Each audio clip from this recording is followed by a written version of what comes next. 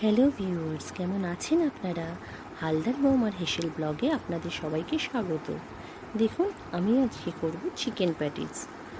আমার ছেলেমেয়ের আবদার যে আজকে চিকেন প্যাটিস খাবে, তাই আজকে আমি চিকেন প্যাটিস বানাবো। চিকেন প্যাটিস বানানোর জন্য আমি দেখুন মিক্সার গ্রাইন্ডারে চিকেন নিয়ে নিলাম চিকেনটাকে পেস্ট করব বলে। চিকেন আমার পেস্ট হয়ে গিয়েছে। এরপর আমি কড়াইতে তেল দিয়ে নেব। দেখুন তেল আমার গরম হয়ে গিয়েছে। এবার আমি এতে কুচনো পেঁয়াজ দিয়ে দেব, দিয়ে হালকা করে ভেজে নেব। পেঁয়াজটা হালকা ভাজা হলে আমি এতে কুচনো ক্যাপসিকাম দিয়ে দেবো। ক্যাপসিকাম আর পেঁয়াজ আমি হালকা করে ভেজে নেব। এরপর আমি দেবো কুচনো রসুন। এবার আমি দেব পরিমাণ মতো লবণ দিয়ে এটাকে আমি একটু ভালো করে ভেজে নেব। এবার দেব হলুদ আর দেব কাঁচা লঙ্কা। দেখুন সবজিগুলো আমার ভাজা হয়ে গিয়েছে। এবার চিকেনটাকে আমি দিয়ে দেব, দিয়ে আমি ভালো করে ভেজে নেব। চিকেনটা আমার ভালো করে ভাজা হয়ে গিয়েছে সব সবজির সাথে। একটি পাত্রে আমি প্রথমে আটা নিয়ে নেব, তারপর এর সাথে আমি এক মুঠো ময়দা দেব। দেখুন আমি 2 মুঠো আটার সঙ্গে 1 মুঠো ময়দা দিয়েছি। আটা আর ময়দা মিক্সড করে আমি এটা মাখবো।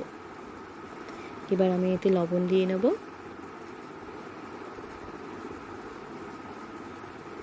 দেব জোয়ানটা দিলাম হজমে সুবিধা হওয়ার জন্য। এরপর আমি এতে দেবো রিফাইন্ড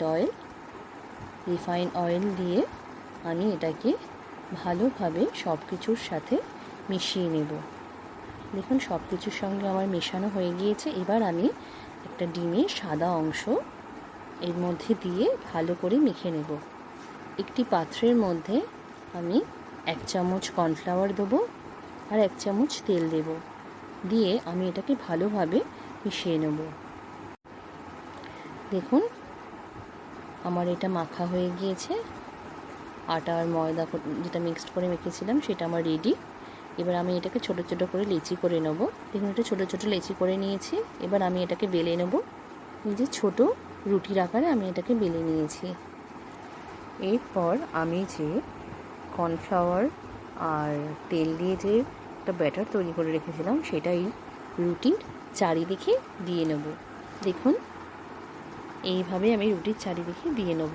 পরিমাণ মতো চিকেনের পুরটা আমি এর মধ্যে দিয়ে এই মুখটা আমি এইভাবে বন্ধ করে দেবো। দেখুন এই প্যাটিসটা আমার রেডি।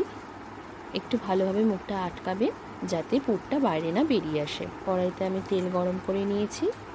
এইবার আমি প্যাটিসটা আমি এই গরম তেলের মধ্যে ছেড়ে দেবো আস্তে করে। হিটটাকে আস্তেই রাখবো যাতে পুড়ে না যায়। দেখুন প্যাটিস আমার রেডি। আপনারা প্রত্যেকে বাড়িতে বানাবেন, বানিয়ে খেয়ে বলবেন কেমন হয়েছে, এবং ভালো লাগলে চ্যানেলটাকে লাইক এবং সাবস্ক্রাইব করবেন। যারা ভালোবেসে আমার ভিডিও দেখছেন, লাইক করছেন, সাবস্ক্রাইব করছেন, তাদের অনেক ধন্যবাদ।